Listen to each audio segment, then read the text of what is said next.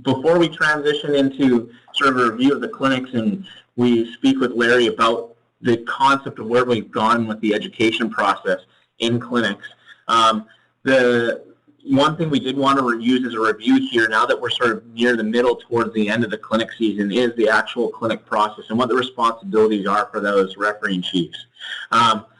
We do have our clinic request form that's online, which we'll show you through the website.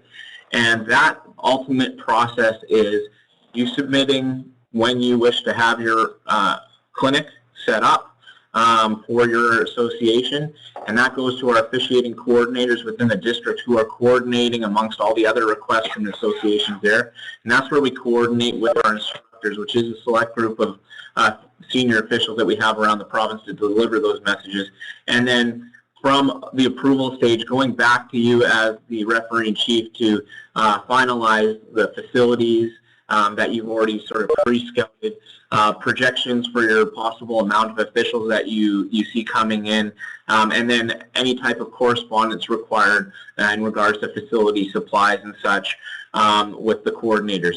There are aspects of requesting a clinic that we may take for granted as we become familiar with the process, but when we have questions coming to us from officials, a review of what requirements are there for officials is new officials are required to take Hockey University, so that's the online course that supplemented our in-person clinics over the last 3 years, where they'll complete a 3 to 4 hour online module that takes care of the basics and fundamentals of officiating, so we can focus a little bit more on the tangible education in the clinic setting.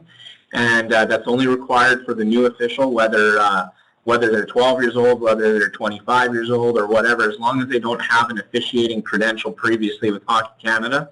They do that course, and then they're free to sign up for their local clinic. The other requirement is, of course, for our adult officials, anybody that's 18 years or older, and we'll cover the section of the website that outlines this, as many of you probably are familiar with it. But the criminal record check, anybody 18 years or older is required to have that. And it's a 3-year certification that has to be renewed prior to registration for the local clinic. And we'll go into a little bit more depth of how that process entirely works to make sure everybody's on the same page, and then give you the resources that you can share with your officials when you're in those previously mentioned recruiting stages early on in the season, whether it's through the summer or at the beginning of the fall. So what I'm going to do at this point, I'm going to turn it over to Larry to discuss with you the clinic process and sort of where we are at and where we're going with the clinic presentation and our education methods. Thanks, Sean. Just to go back in history, for those of you that are new to the program, the clinics were at one time 8 hours long, and we constantly had comments from our regular officials who certified each and every year saying, why do we listen to the same old stuff year after year after year? This is killing us. It's boring. It's tiresome. Can't you fix that? Can't you find something that you can deliver a message without having us in a classroom for 8 hours? Hence came the 4-hour clinic. We were fortunate enough to take a 4-hour clinic, jam in as much curriculum as we possibly could, put in some entertainment, some video, some dialogue, have it interacted with the instructional staff, and hopefully certify and perhaps possibly teach a bit at the end. So that is how the 4-hour clinic was birthed. It was coming out of your suggestions as the leadership team across the province, and we've massaged and tweaked the clinic today as you see it, the curriculum as you see it today, comes from within. It comes from BC Hockey. It's a Made for BC Hockey curriculum. It's a couple of UBC students, kids that are going to the university in the province of BC. They came up with a curriculum this year. They massaged it. They designed it. They prepared it based on Hockey Canada guidelines. And they came together and brought us something that was entertaining, exciting, unique, and different. Now, if we can present that consistently across the province, and fortunately, I can tell you from what I found from traveling BC, that we are teaching it consistently. We're hearing back from our constituents that, in fact, it is being taught in every corner of the province the same way. It is consistent. Most of our attendees are finding it interesting and fun.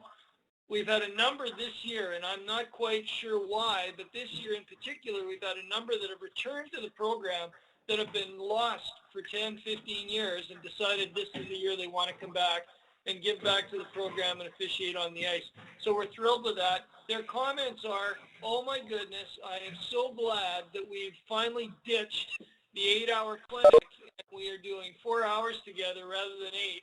And thank you for making it entertaining, fun, and light with video and ensuring that the instructors have a full grasp of the curriculum, how it's being taught, how it should be taught, and launching us out into our seasons entertained. And that was the primary focus. We always come together in April when our new season starts, and we ask, are we in those clinics to certify, or are we in those clinics to teach? And the last few years, it's been the consensus that we're trying to do a bit of both. Obviously, we're certifying, and Sean just alluded to some of the issues that we're having with CRC and online and Hockey University and all the changes that you've seen as a leadership group over the last 5 years with Hockey University and the CRCs going online rather than having to go into a law enforcement detachment, which I understand that some still have to do, but those are 1% rather than 80% or 90%. So things have changed over the years. The clinics have been more seamless than ever. And as we progress through the season, I look forward to your comments as to how we can make them even better next year. We're already having those conversations now that we're in the back quarter of the clinics for 2015. We're already starting to have those conversations about what we can do to improve, what's our weaknesses, how can we make it even more entertaining, even more fun, but also how can we give you as referee and chiefs across the province some teaching material, launching those constituents back into your associations and giving them something that they perhaps learned at the clinic that they've never learned before. And it's a balance, and we understand that, but it's important to us to ensure that we're doing everything we can in that reunion when we bring everyone together for 4 hours every year and we reunite. We want to do a balance of both, where we're teaching and we're certifying at the same time.